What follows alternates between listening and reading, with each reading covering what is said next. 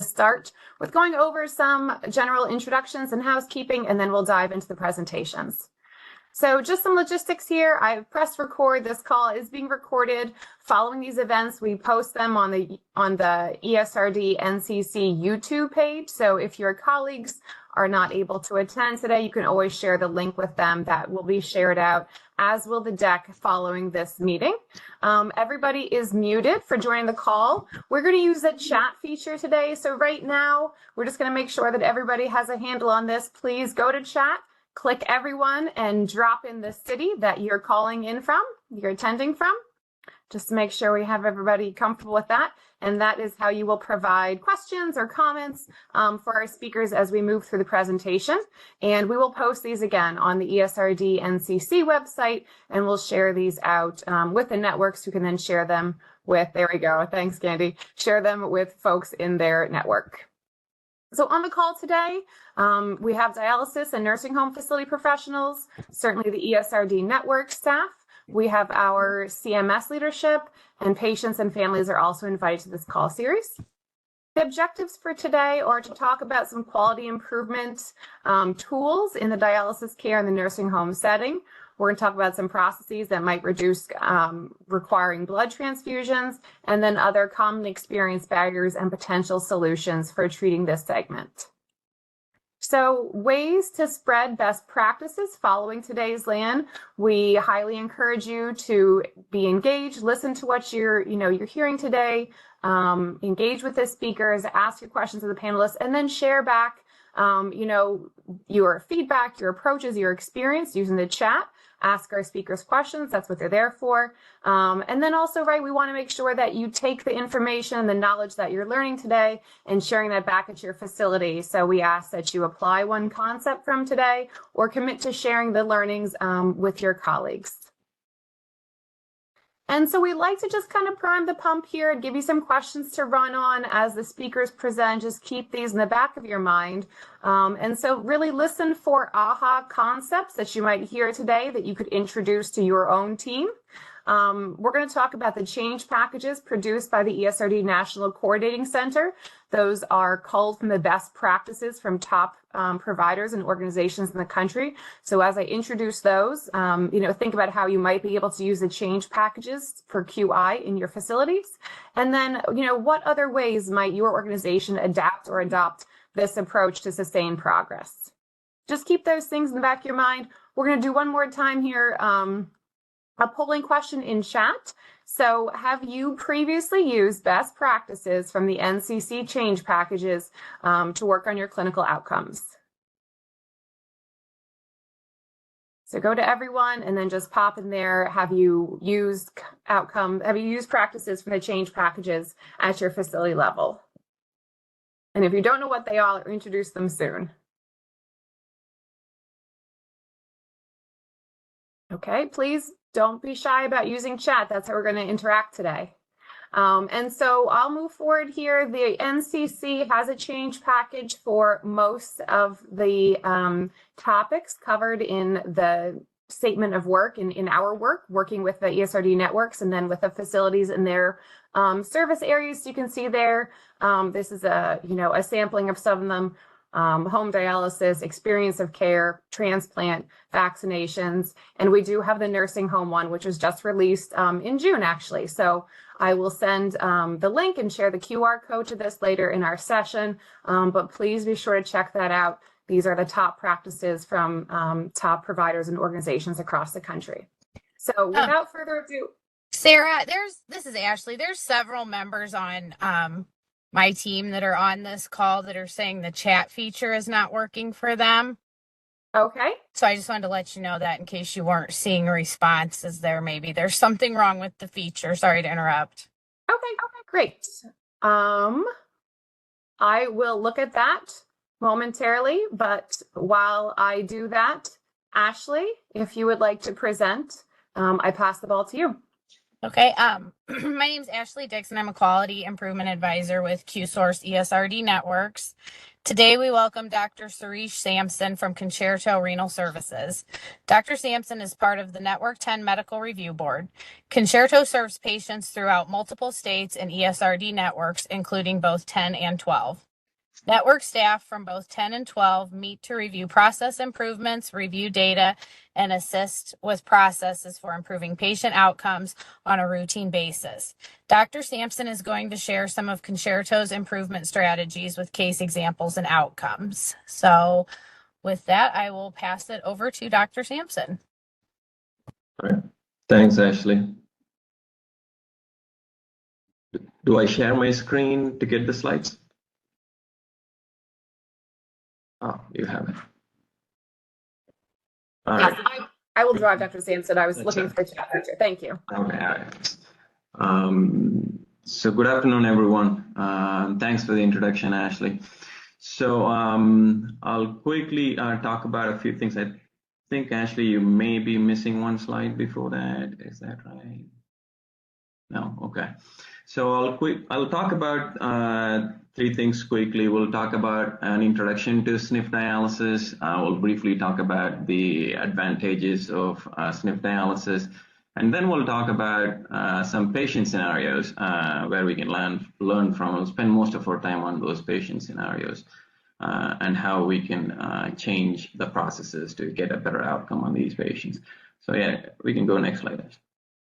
So these are numbers that most of us on this call are aware of. There are about 700,000 ESRD patients nationwide. There are about 70,000, 10% of them reside in a skilled nursing facility at any one point in time. And most of them are still going to their outpatient dialysis unit for dialysis. But then when Concerto and Dialysis Direct, two major dialysis providers, have started providing dialysis in nursing homes, so we're slowly seeing a move towards doing dialysis in the nursing home for these patients in the nursing home. Next slide, Ashley. This is just a picture of a dialysis unit with Concerto. These dialysis units, the difference between these and the outside dialysis units are these units are a lot smaller. We are talking about on an average 6 dialysis chairs in a nursing home unit, staffed with nurses and technicians. These spaces are usually within the nursing home. The nursing home provides the space for Concerto or Dialysis Direct to operate. This is just a picture to represent that. So let's move on to the next slide, Ashley. So because of the smaller size, because they are located in the nursing home, there are some inherent benefits of having this model. And that is the proximity to the nursing home, proximity to the staff in the nursing home. And it provides for potential better coordination of care between the two facilities to help the patients. Better ability to coordinate infection control. We saw that during COVID. People were diagnosed. Just to give you an example, people were diagnosed left, right, and center with COVID at one point, right? So you would have a schedule in place for first, second, third shift, and the dialysis unit, suddenly you'll get a call from the nursing home saying, hey, 2 of your patients on first shift got diagnosed with COVID. Just because they are within the nursing home and it's a smaller unit, it was so easy to change their shifts. There was no transportation problems. Patients were able to move around move between shifts. And those patients are able to, be dialyzed on a separate, isolated shift at the end of the day, or even on a Tuesday, Thursday, Saturday.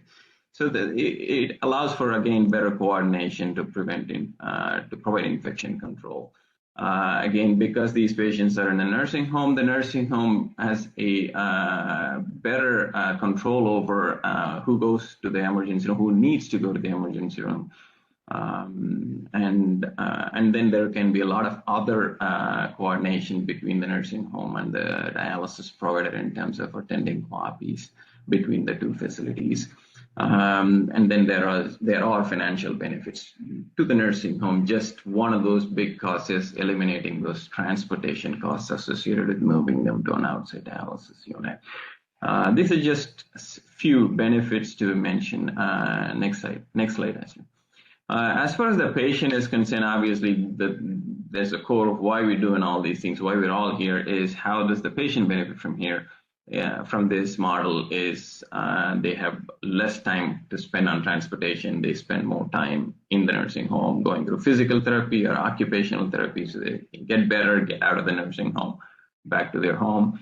And the second point I mentioned here specifically mentioned missed meals. Now, in the state of Illinois, where Concerta has a big presence, and almost all patients in nursing home do get dialysis in the nursing home itself.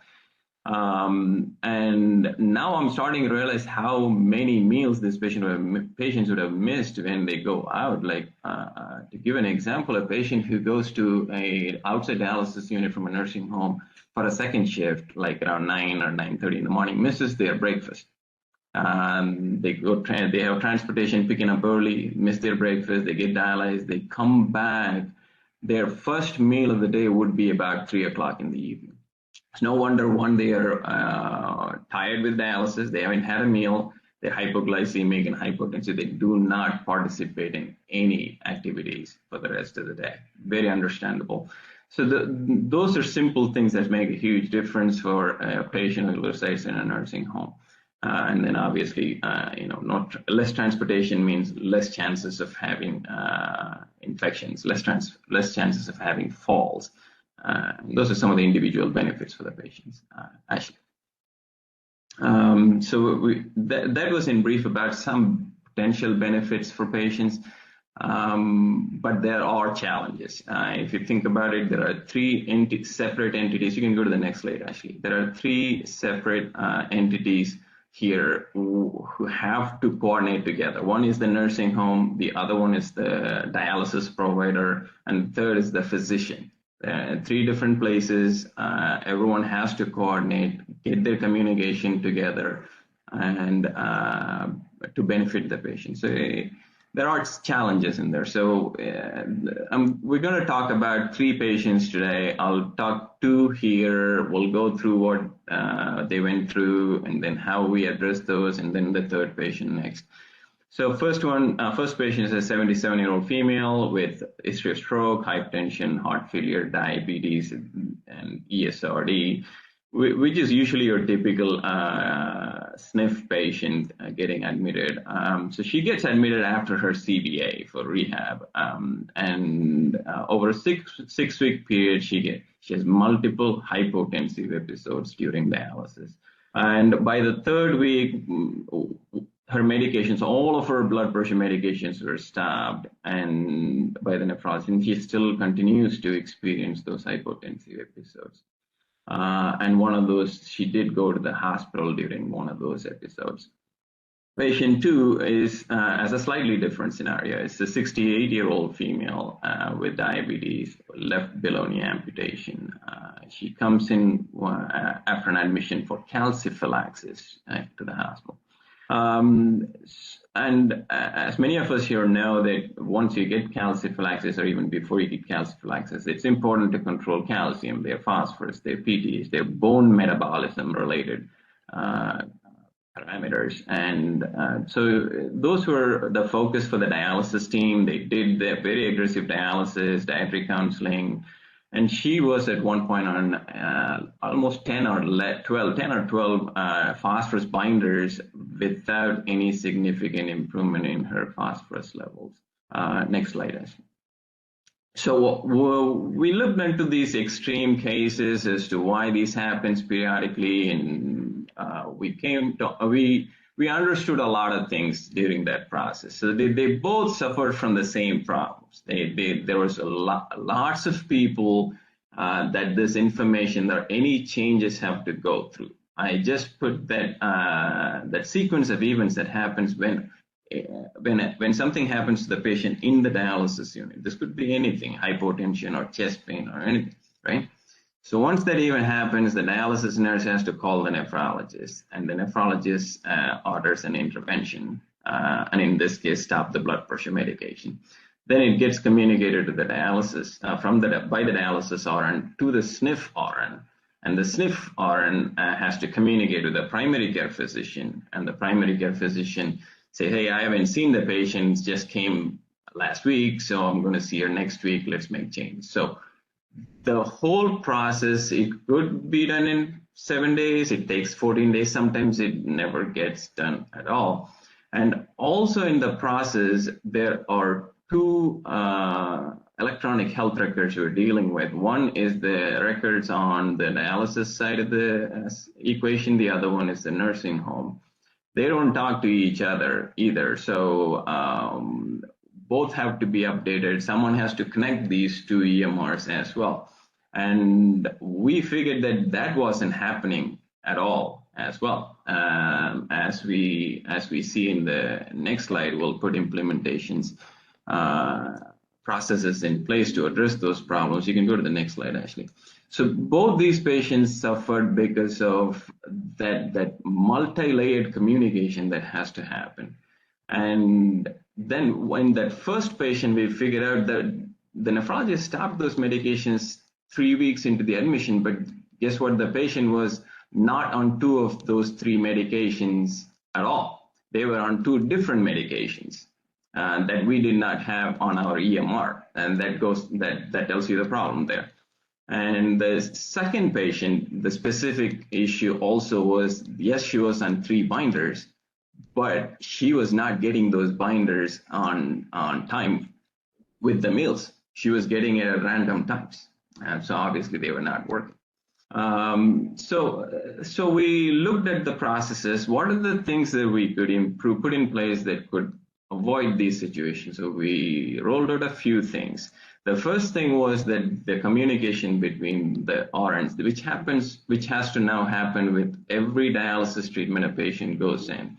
The SNF nurse has to send a sign-out form to the dialysis nurse, and the same sign-out form goes back to the SNF nurse with updates, and it goes into the patient's chart.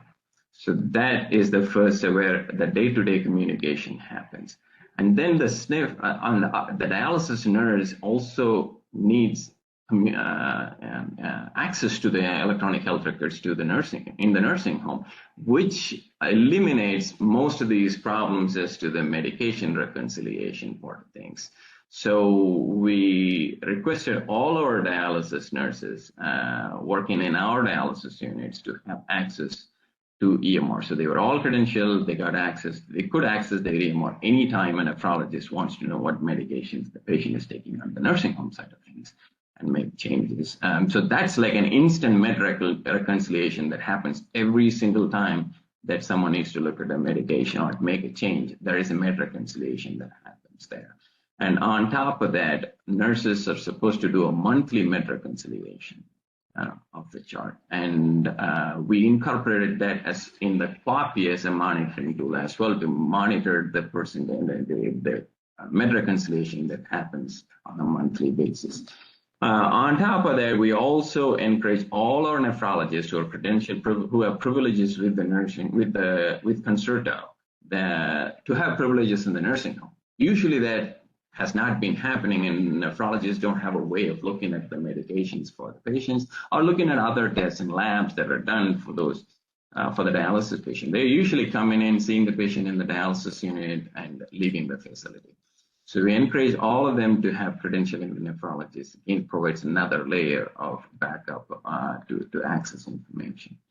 The last thing we started doing, this is in the last 6 months, is providing education to primary care doctors and nurse practitioners in the nursing home. We see an increasing number of nurse practitioners taking care of patients in the nursing home setting.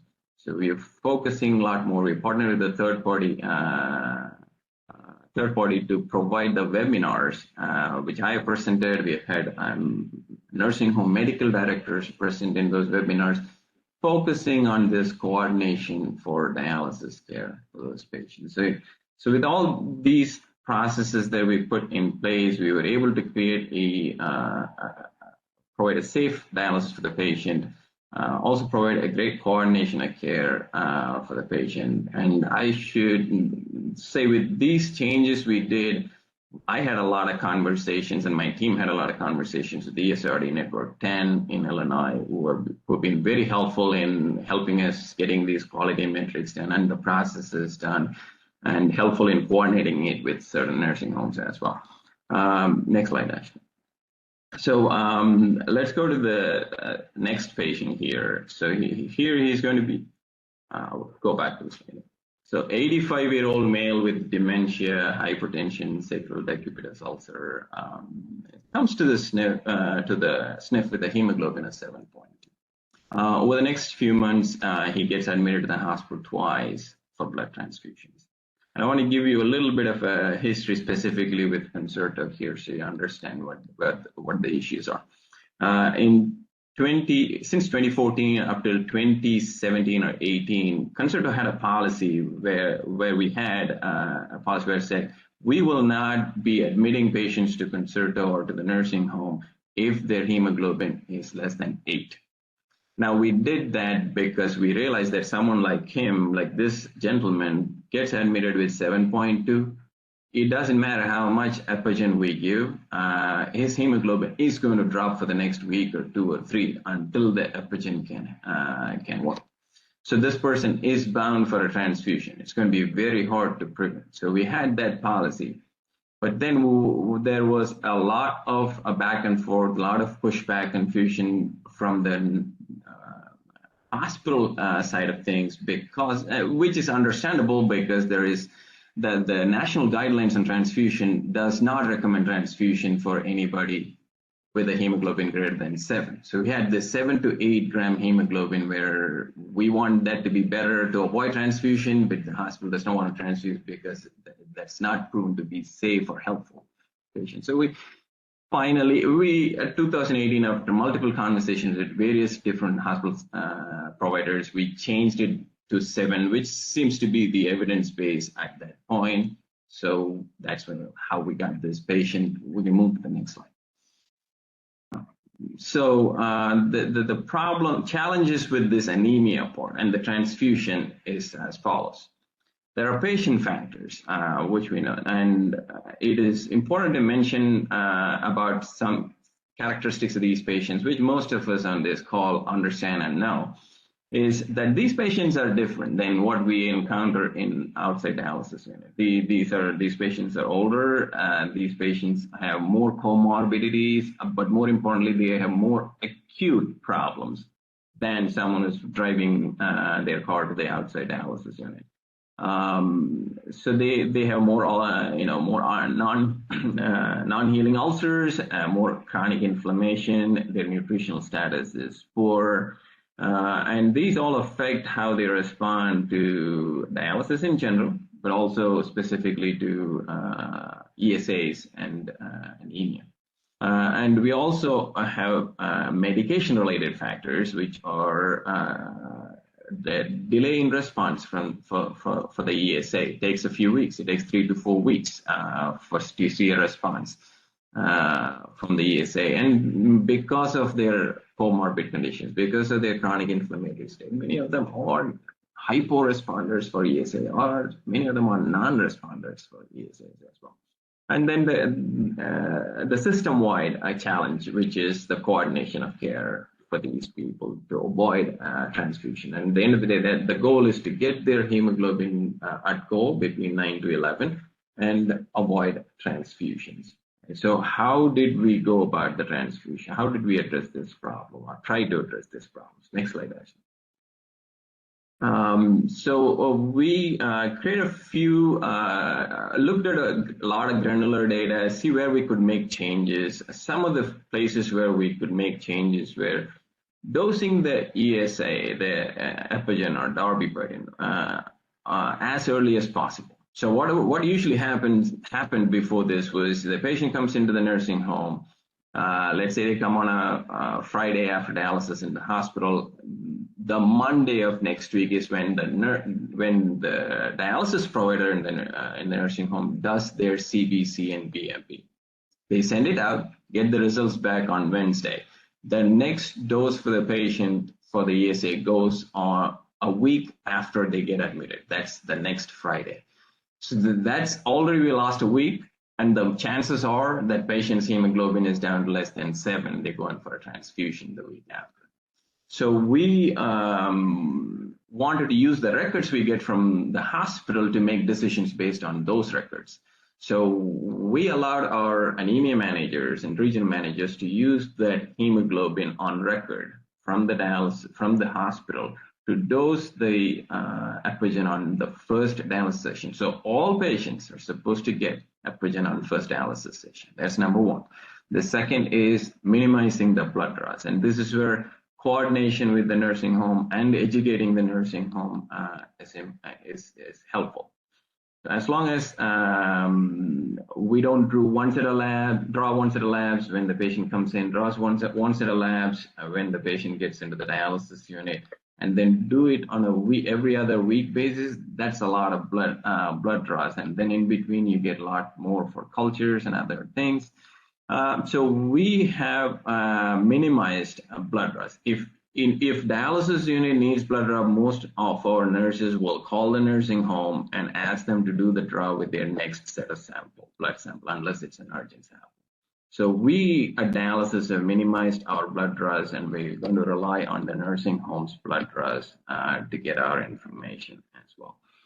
And the third part we did is to encourage nursing homes to utilize wound care. Many of them have a lot of chronic inflammatory state. They have indwelling catheters and they have sacral wounds.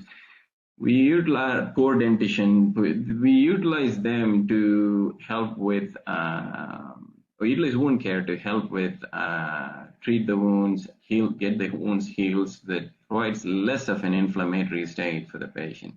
And then when it comes to transfusion, if we have to get a transfusion for the patient, almost all hospital systems in the country do have an outpatient transfusion center, infusion center. They will be happy to provide transfusions for patients as long as we provide transportation for them. So we communicated with all the regional hospital institutions, and they were more than happy to accommodate these transfusions. Within 1 or 2 days, they'll get the transfusions done.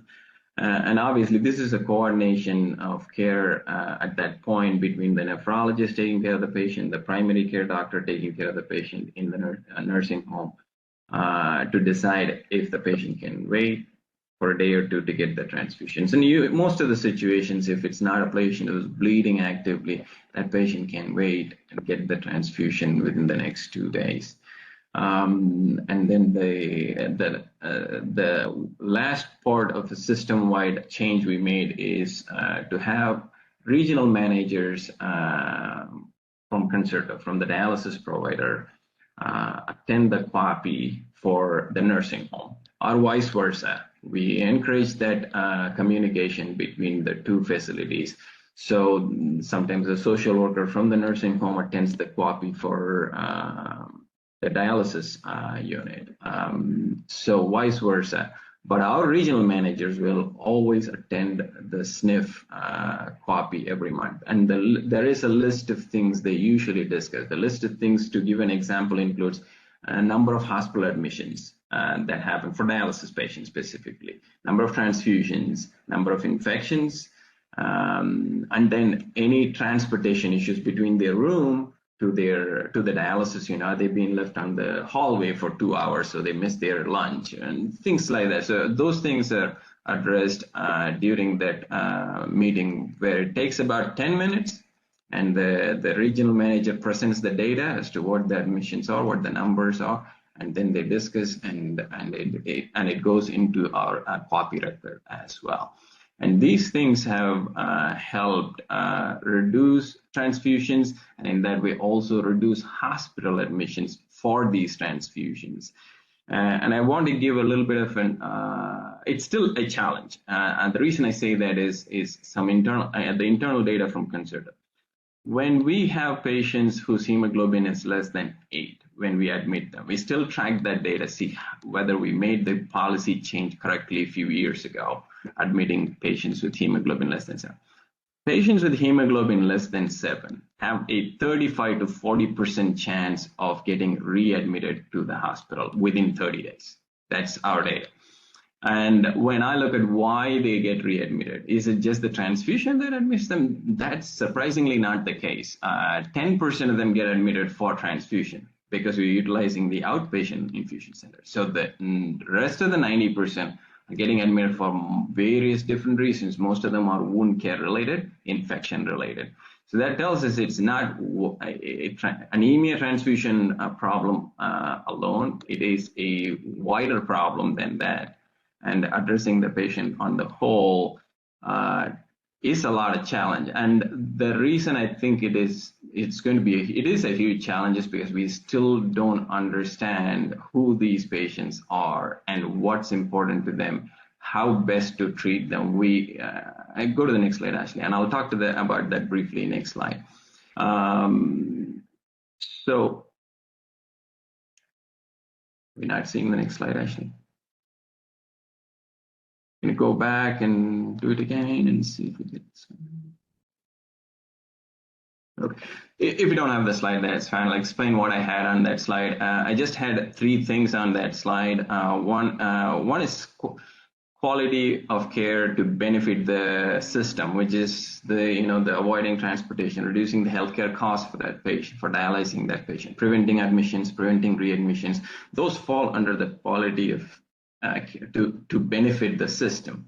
There is a quality to benefit the dialysis provider and the physician, which is similar to how we see this in the outpatient setting, the events between the relationship between outside dialysis units and physicians.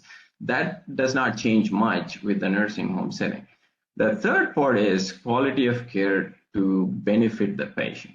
Now, to really do that effectively, we need to know a lot more data about who these patients are. Are these patients similar to the outside dialysis patient? The answer to that is most likely not. They are very different. They are in a SNF for a specific reason. And that explains why it's complicated to do dialysis for them. But we really don't know a lot about these patients. We don't know how long they live, dialysis patients in a SNF. And there are 2 types of nursing home dialysis patients. Right? There's a group of patients who stay for less than 30 days. They spend their time for rehab, get better, go home. They go back to their outside dialysis unit. There's a second group of patients who stay in the nursing home longer. They stay 3 months, 6 months, or a year, or years together. That's their home from that point onwards. So there are 2 groups of patients, and I think we may have to look at them differently because they are going to provide different challenges for the system, for the physician and us. So knowing how long the long-term patients live, what are the important quality metrics that affect their lifestyle? Does having a fistula in all of them a priority, or are many of them doing much better with a catheter, since many of them are bedbound and their accesses don't mature well? Do we focus on transplant for these patients? Because most transplant centers are not interested in transplanting a patient as a long-term nursing home patient due to various reasons of infections and access to frequent visits to the hospitals. So those are things that we still need to know to get the best policies forward for these patients. And one thing I can say about Concerto is we do have that data. We should be able to get some data about these things, hard outcomes and observational data about these pretty soon. Dialysis has published some data as well in the past. So we're building some data to know who those patients are so we can create policies that really focuses on these patients in the nursing home. And with that question, and I will finish my presentation. Thank you so much, Dr. Samson. I'm going to pause here and allow attendees to send any questions they have for you or for Ashley into chat, and I'll tee those up. So again, if you have any questions on the case studies or the presentation, follow-up questions, you can put those in chat. We'll share those out We'll also have some time at the end of the presentation if you don't want to ask them now. So the first question, right, there were a couple comments about, right, we acknowledge that some states don't allow for this model. And so there was a question here about bedside dialysis in the SNF. Any experiences there? Consider not provided bedside dialysis for patients because we Consider still provides 3 days a week dialysis model. We're using same like Fresenius and Baxter machines, doing a DEN model where the patient gets dialysis 3 days a week and goes home. But I do have experience as a physician rounding in on patients who have had bedside dialysis very rarely. So cannot talk much, but that model is time consuming and labor intensive. You have one technician for one patient, and that's very difficult to do when there are 15 patients to have so many staff doing it. That's one hurdle I see with that. But there was one innovative model that would happen in Illinois where I think it was Dialysis Direct. They trained nursing home staff to do dialysis. Nursing home nurses were trained in dialysis and do dialysis for their own patients, saves time. The challenge was the turnover with the nursing staff. It was so high, it was so difficult to train staff every month to do dialysis, and it puts patients at a risk when staff change frequently. So that's my perspective on the bedside dialysis.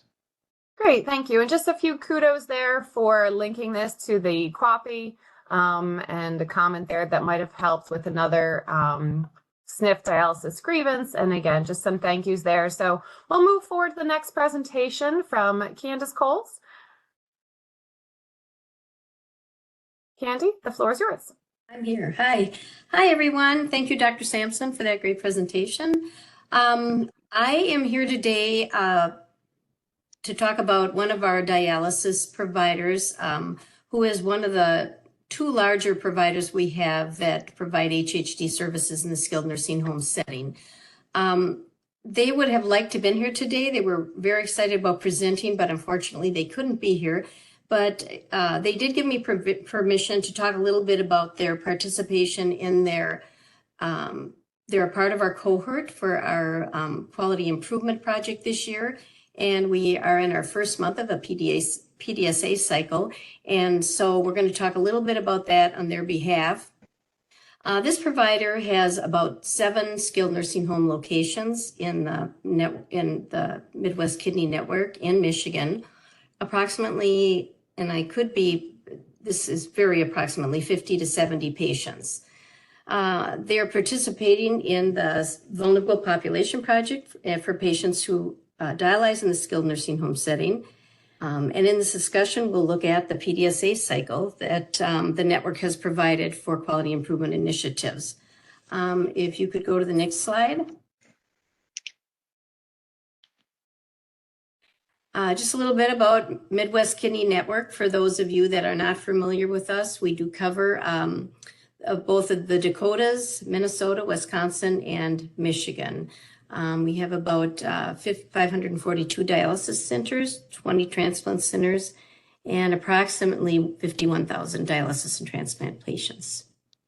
Next slide. So this is a small representation of the PDSA cycle we have for our cohort of skilled nursing facilities. All of our providers are in the cohort that are providing dialysis in the skilled nursing home setting. And so for month 1, which is going to be a little bit small for you to read here, but we do request that they do an in-depth data review.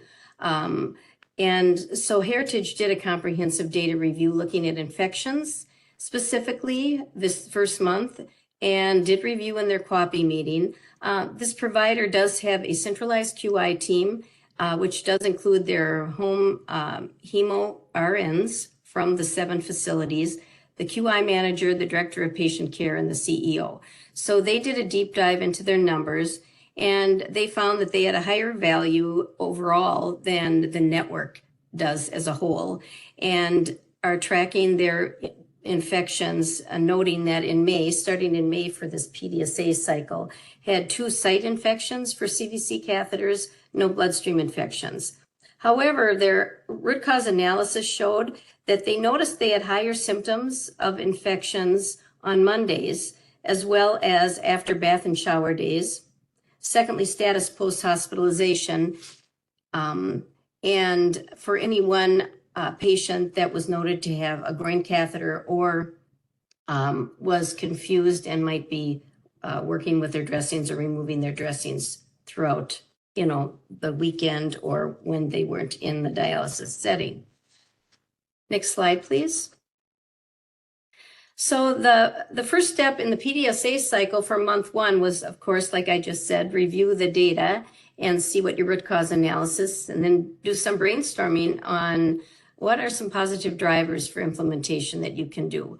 And planning for internal access within 45 days of admission was one of the things that they thought they could initiate an improvement with. So they began, anyone that was admitted with a catheter made sure that they had an access consultation within the first 45 days with the plan, as well as vein mapping. And they would get them an appointment to have a CVC or a internal access placed and a CVC removal.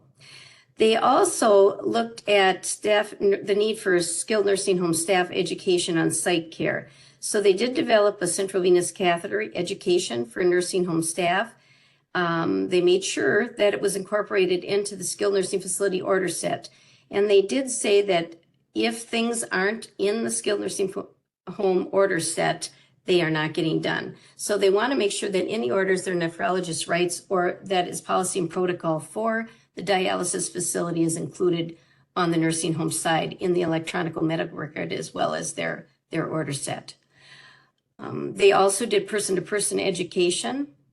And as I said, implemented a plan for vein mapping. Another thing they looked at closely was that patients, in the last 3 months, they had 3 patients who were peritoneal dialysis patients come into the nursing home for different reasons. Some would be a permanent residence, some were long-term residents, maybe 6 to 9 months. Unfortunately for them, there are very few nursing homes that provide peritoneal dialysis at this time. So when they received those patients had to go to the hospital and get a CVC placed for dialysis while they were residing at the nursing home. So this provider has decided and is in the process of working to get the PD certification to support patient choice and reduce CVC catheters in the 7 skilled nursing facilities that they have. Next slide, please. One of the things that I just mentioned was making sure that the orders are in the chart. And this also included, they do use the CDC sepsis audit tools. And they looked closely at what patients should we really be looking at for doing these audits on. And they wanted to identify high-risk patients, patients that might have questionable signs or symptoms of an infection, fever, chills. Everybody on the call, I assume, knows what those things are. Any patient as well that is discharged from a hospital, and also any patient that is admitted to the skilled nursing facility on VANCO but does not have any documented infection or screening. So what they did is put a process in place and established a protocol so that these patients would be identified and then have infection screening done twice a day. And they do one in the morning with the dialysis facility staff, and then a second one to be completed late in the day by the skilled nursing home staff. All results are then documented in the EMR and reviewed daily. So they track those infection audits, and then anyone that is flagged for high risk that needs to be evaluated further, or anyone that is identified as having an infection, they implement an intervention on a rapid cycle program. They also have standing orders for excess dressing change and education that they provide for the skilled nursing home staff on a regular basis. They have a process in place at the dialysis facility. So when each patient comes in daily, and especially they look at after a weekend or a day off of dialysis, what their dressing looks like and what their exit site looks like, whether it's an internal access or CBC access. And if the dressing is off, if the dressing is wet, if it's dirty, they track the caregivers that took care of that patient in the last 48 hours. And they do go back to the skilled nursing staff and re-educate those caregivers, not in a negative way, but in a positive way, so that they can keep the communication lines open.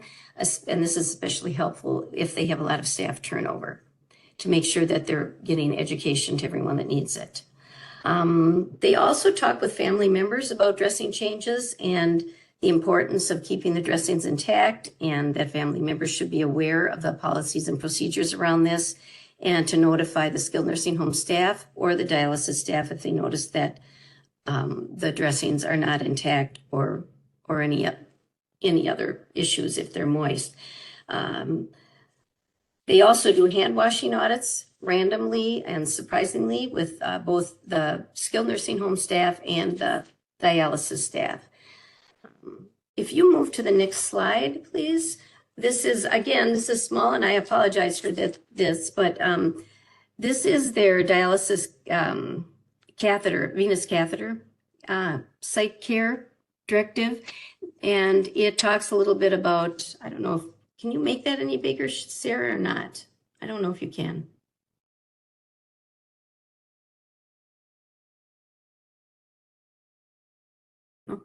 It talks a little bit about if they were recently discharged from a hospital, different things that are going on with the patient. It needs to be signed. It needs to be placed in the electronic medical record, and the dialysis staff take accountability for looking at this and making sure that it's been signed and that the processes are being followed. And this is one thing that was implemented this month, and they say it looks like it's being very effective and that it helps engage both the nursing home staff as well as the physicians. In relationship to the change package, they are utilizing the change package, and according to our PDSA, they were asked to pick one primary driver that they'd like to work on. And one of the things that they felt they were already starting to work on to improve was communication between the nephrologist and the skilled nursing home medical director and infection control nurse. And forms like this are very helpful. And the fact that they are now making sure that everything nursing home electronic record, and that the nephrologist is aware of changes in patient status or protocols at the nursing home side is communicated in the QAPI meetings. They also have an established and standardized transition of care form that they have been using for the last year, which they report as being very effective. And they're utilizing it from hospital to skilled nursing facility, and then from skilled nursing home to the dialysis staff, and around, kind of an around robin there. And everybody's used to the form, and they feel that that's another very effective process that they've established. And that's, go to the next slide, please.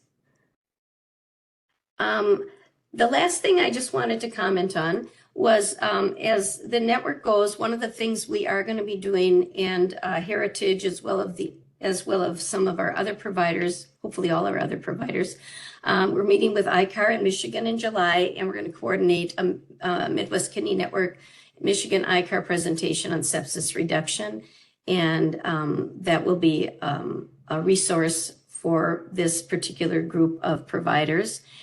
We also have a web page that has project resources for patient and staff, including resources from the form of ESRD networks, the NCC, and Network 11 created education.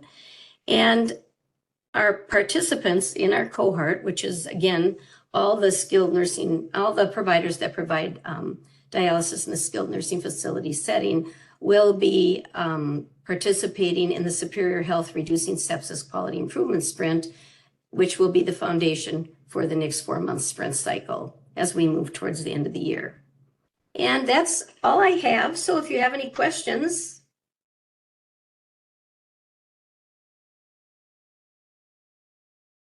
Wonderful. Thank you, Candace. Just taking a moment here to pop some things in chat. So again, we'll open up the chat now for questions for Candace. We did see that one person asked about sharing that resource, and Candace, you and I can discuss that following the call. However, we will be sharing out the finalized deck with the ESRD networks, who can then distribute it to facilities and stakeholders within their service area, and the recording is posted to the YouTube channel.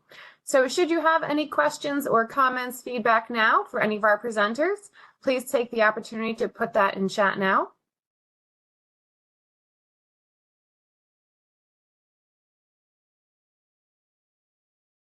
All right, we have one question here. I will tee it up. How can communication be improved when the SNF dialysis accepts OPD patients? It seems there that we are caught unaware and no one's requesting prior IDTs.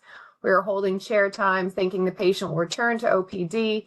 We could have freed up a chair for a new IPD patient to come to outpatient PD. Candace or Ashley, perhaps?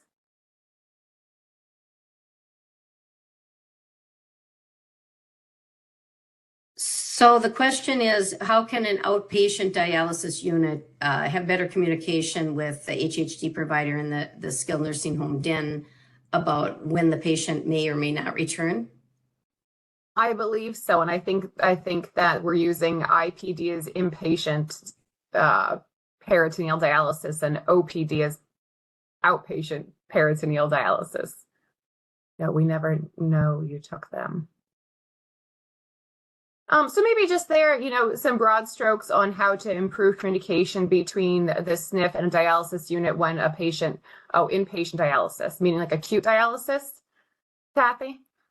Just trying to clarify the question here. Maybe some ideas, yes, moving from the ADU, the acute dialysis unit, inpatient, to that. And I'm going to, while the networks tee that up, I'm going to move Dr. Samson to panelist so he too can weigh in.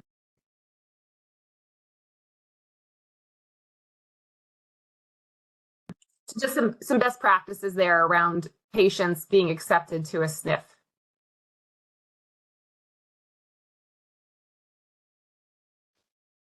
Yeah, so are they asking when they're in an outpatient center, they get admitted to a hospital, and are then going to be discharged to a SNF and receive their dialysis there? Yes. Yes, let's go with that, and then Dr. Samson can tag along too. Okay. I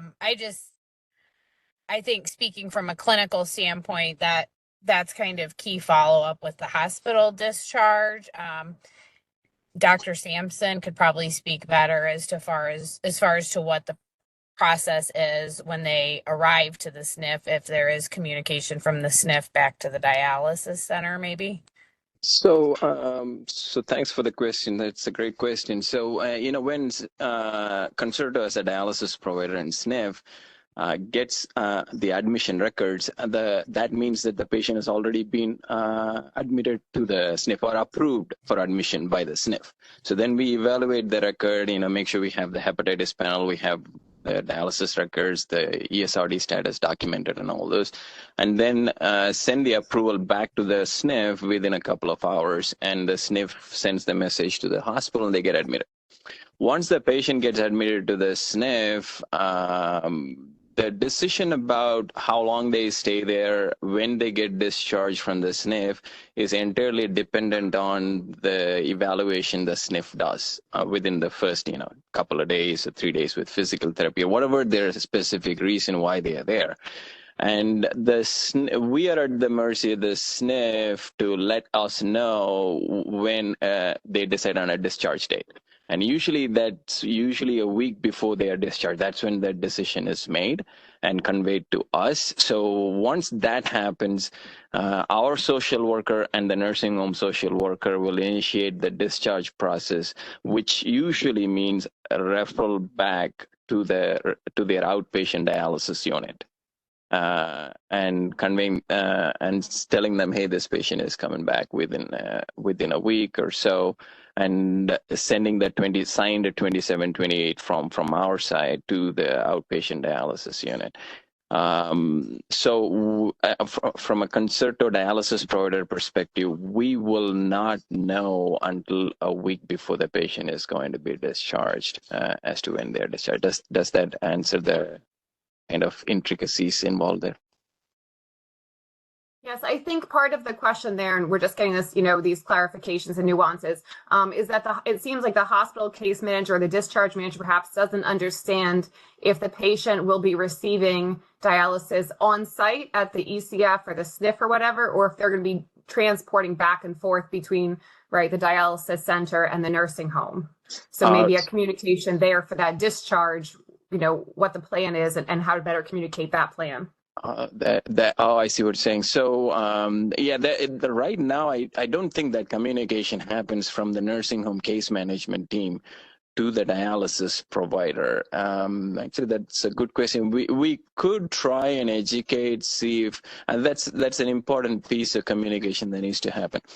As far as like the state of Illinois is concerned, you can guarantee that any patient who goes into a nursing home around the city of Chicago, any nursing home, will most likely do dialysis in the nursing home.